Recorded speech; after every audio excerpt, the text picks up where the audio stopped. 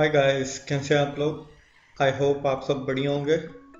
तो पिछली वीडियो में हमने जो किया था वो था हमारा कि ऑब्जेक्ट्स को हम कैसे कैसे डिफाइन कर सकते हैं। आज जो हम पढ़ेंगे वो हमारा नया जो टॉपिक है जो कि है कंस्ट्रक्टर और डीकंस्ट्रक्टर। ये सी प्लस प्लस में नया टॉपिक आया है। नया इन द सेंस कि ये सी के अंदर नहीं था, ऐसे नया नहीं कि अब ऐड हुआ, तो है तो काफ़ी ये पुराना। कंस्ट्रक्टर क्या होता है, अब अगर समझने की कोशिश करें तो कंस्ट्रक्टर जो है एक स्पेशल मेंबर फंक्शन होता है जो कि हेल्प करता है इनिशियलाइज कराने को, किसको, ऑब्जेक्ट को इन द क्लास। अब ये स्पेशल इसलिए होता है क्योंकि इसका नेम जो होता है वो सेम होता है क्लास के नेम से। अगर क्लास का नेम हम एवरेज रख रहे हैं तो इसका नाम भी एवरेज होएगा। अगर हम क्लास का नाम डिलीट रख रहे हैं तो उसका नेम भी डिलीट होएगा। तो ऐसे ही होता है। अब जब हम कंस्ट्रक्टर डिफाइन करते हैं, ये दो तरीके से डिफाइन कर सकते हैं। एक तो होता है नॉर्मल जो डिफ़ॉल्ट हमारा कंस्ट्रक्टर होता है, और एक होता है पैरामीटराइज्ड। पैरामीटराइज्ड में हम आर्ग्यूमेंट्स लगा देते हैं जैसे फंक्शंस में लगाते हैं। ज़्यादा फर्क नहीं होता, दोनों सेम ही होते हैं। तो मेन जो फंक्शन होता है इसका कंस्ट्रक्टर का वो होता है कि वो ऑब्जेक्ट को इन्वोक करे जब भी उसे कॉल की जाए और उसे क्रिएट किया जाए।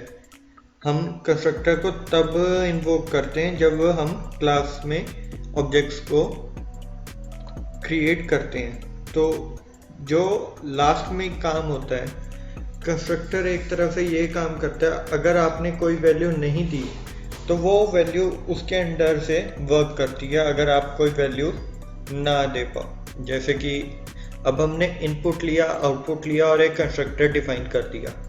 लास्ट में जब हम ऑब्जेक्ट्स को कॉल करने लगे, हमने इनपुट की वैल्यू कॉल करनी रह गई, हमने डायरेक्ट सिर्फ और सिर्फ उसको कॉल कर दिया, आउटपुट को। अब आउटपुट को कॉल कर दिया, इनपुट को कॉल नहीं किया, तो इनपुट तो वो लेगा नहीं क्योंकि हमने इनपुट की ऑब्जेक्ट को कॉल ही नहीं किया।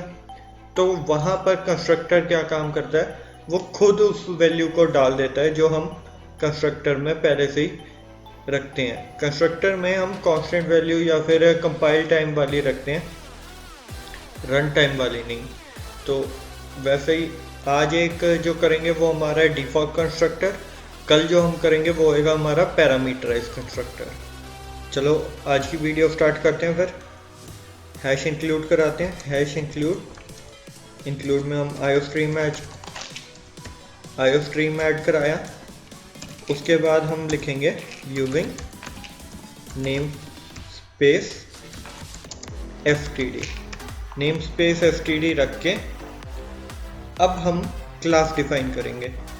इसमें हम नॉर्मल कराएंगे, हम इसमें सम करा लेते हैं ताकि आपको आसानी हो समझने में।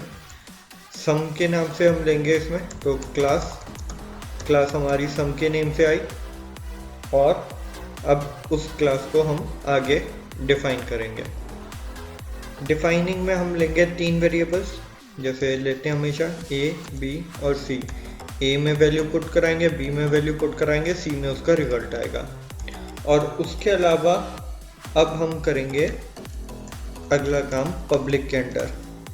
पब्लिक के अंदर जो है वो सारा पब्लिक में वर्क करेगा, बट जो पब्लिक से ऊपर है जैसे ये एज अ प्राइवेट वर्क करते हैं, तो इनको हम आगे वर्क में नहीं ला सकते इस फंक्शन से बाहर। बट ये है कि इसके अंदर ये वर्क करेगा। तो मैं आपको बाद में बताऊंगा कि अगर हमें बाहर यूज़ कराना हो तो हम कैसे कर सकते हैं, बट वो बात की बात है। अब इस पे फोकस करते हैं हम। इसमें लेते हैं हम void input, जिसमें हम 2 वैल्यूज इनपुट कराएंगे। मैं दूसरी टाइप के उससे कर रहा हूँ ऑब्जेक्ट कॉलिंग से, तो यहाँ पर void output मैंने 2 ले लिए। अब हम यहाँ पर कंस्ट्रक्टर को भी डिफाइन करेंगे, तो यहाँ पर हम लेंगे सम ब्रैकेट स्टार्ट और टर्मिनेटर। यहाँ पर हमने किया है कंस्ट्रक्टर को डिफाइन, यहाँ पर हमारी उसकी हुई है डिफाइनिंग। तो अब ये हमारा हो गया। अब हम आगे उनको कॉल करेंगे। कॉल कैसे करते हैं? वॉइड में फिर सम डबल कॉलन और जिसको करना है तो इनपुट को करना है हमने, तो इनपुट ब्रैकेट स्टार्ट कर्ली वाले। अब यहाँ पर हम लिखेंगे सी आउट में लिखेंगे हम उसकी वैल्यू कि एंटर 2 नंबर्स, तो हम लिख सकते हैं एंटर 2 वैल्यूज। 2 वैल्यू ऐड कराएंगे हम, टर्मिनेटर लगा के लाइन ख़त्म की। सी इन, हर लाइन के बाद टर्मिनेटर लगाना ज़रूरी होता है, बट ये है कुछ जगह पे टर्मिनेटर नहीं, कॉलन्स लगते हैं, कुछ जगह पे कर्ली ब्रैकेट्स लगते हैं, तो वो आपको ध्यान रखना पड़ेगा कि कहाँ पर किसकी ज़रूरत होती है। तो सी इन में हम एंटर कराएंगे ए और बी की वैल्यू, तो ए यहाँ पर आ जाएगी बी। 2 वैल्यू ऐड करा ली हमने, ये यहीं तक था। अब हम आउटपुट को कॉल करेंगे, वॉइड आउटपुट, सम उसके अंडर है आउटपुट को कॉल करेंगे। आउटपुट में हम उसका सम करा रहे हैं, तो वहाँ पर हम लिखेंगे सी को यूज़ करेंगे, तो हम यहाँ पर लिखेंगे सी इक्वल्स टू, सी में हमारा आएगा a प्लस बी। 2 वैल्यूज़ को ऐड कराया हमने सी में, तो हम लिखेंगे अब सी आउट में वैल्यू आएगी हमारी सम किसके, उनकी, तो हम यहाँ पर ये लिख के वैल्यू को यहाँ पर प्रिंट कराएंगे। सी में थी तो वो यहाँ से प्रिंट हो गई। अब हम कंस्ट्रक्टर को कॉल करेंगे, जैसे हमने इनमें ऑब्जेक्ट्स को कॉल किया, अब कंस्ट्रक्टर को कॉल करेंगे।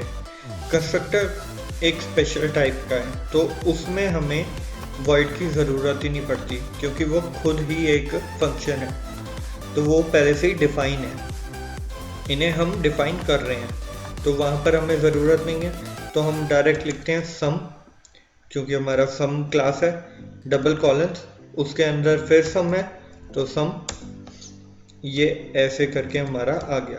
अब यहाँ पर कर्ली ब्रैकेट्स लगा के आगे उसको करेंगे। यहाँ पर हम वैल्यू असाइन करेंगे a equals to 20, terminator b equals to 10, कोई भी वैल्यू ले सकते हो आप, वो आपकी मर्जी है। यहाँ तक होने के बाद आगे हम लिखेंगे मेन फंक्शन, तो हम लिखेंगे इंट मेन में हम लिखेंगे कि सम, जो हमारा क्लास का नेम है, उसका एक वेरिएबल लेंगे, टी ले लेते हैं, तो टर्मिनेटर लगा के इसे ख़त्म किया। अब यहाँ पर टी से उनकी कॉलिंग करेंगे, टी इनपुट कराया और टी डॉट आउटपुट कराएंगे, टर्मिनेटर लगा के यहाँ पर लाइन ख़त्म, नीचे ब्रैकेट लगा हुआ। ये हमारा सबसे नॉर्मल फंक्शन है कंस्ट्रक्टर के लिए डिफाइन करने के लिए। तो यहाँ पर हमने जो किया, एक मिनट, सॉरी मेरे से एक गलती हुई, ये डिक्लेरेशन है, डिक्लेयर कराया, यहाँ पर हमने कॉलिंग की है, डिफाइनिंग की है। तो स्पेशल होने का एक और फ़ायदा भी है कंस्ट्रक्टर को। स्पेशल वो इसलिए है कि हमें कंस्ट्रक्टर को कॉल ही नहीं करनी पड़ती, वो अपने आप को तब कॉल करता है जब उसकी वैल्यू को यूज़ में आना होता है। तो यहाँ पर उसको डिफाइन किया है, कंस्ट्रक्टर डिफाइन, यहाँ पर उसकी डिफाइनिंग हुई है। सेव करते हैं इसे, कंस्ट्रक्टर, ओके, ये पहले से सेव है, तो यहाँ पर सम हो रहा है, तो कंस्ट्रक्टर सम के नेम से सेव किया मैंने। कंपाइल रन करते हैं, कोई एरर नहीं आया, उसने वैल्यू कर दी कि एंटर 2 वैल्यूज, मैं यहाँ पर लिखता हूँ 10 और 20, उसने वैल्यू दी 30, उसके अलावा भी मैं यहाँ पर कुछ कर सकता हूँ। मैं यहाँ पर ये दिखा सकता हूँ कि मैं इसके अलावा भी वैल्यू कर रहा हूँ। तो मैं यहाँ पर अभी 50 और 30 डाल देता हूँ, तो उसने आंसर दे दिया 80। बट अगर हम यहाँ पर इनपुट को कॉल करना भूल जाए, इनपुट को कॉल करना जब भूल गए, मैंने इसे सेव किया, तो इसको मैंने एज अ कमेंट बना दिया और इसको अब करते हैं रन। तो उसने डायरेक्ट सम दे दी 30। उसने कैसे दिया, उसने ए और बी की वैल्यू कंस्ट्रक्टर में से पुट की और उसको वहाँ पर पिक करके पेस्ट कर दिया।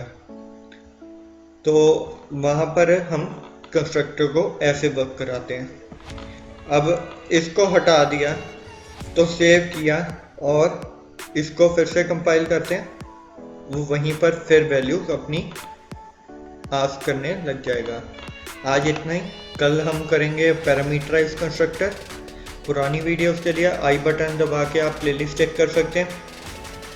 नई वैल्यूज़ के लिए, सॉरी नई वैल्यूज़ तो नहीं, नए अगर वीडियोस देखनी हो तो आप सब्सक्राइब बटन को दबा के बेल आइकन प्रेस कर देना, आपको नई से नई वीडियो की नोटिफिकेशन साथ ही साथ मिल जाएगी। बाकी अगर कोई आपको प्रॉब्लम हो तो कमेंट ज़रूर करके मुझे बताना, मैं आपकी हेल्प ज़रूर कराऊंगा। और अगर वीडियो अच्छी लगे तो लाइक और कमेंट ज़रूर करना और शेयर भी ज़रूर करना। आज के लिए बस इतना ही। Thank you, bye bye.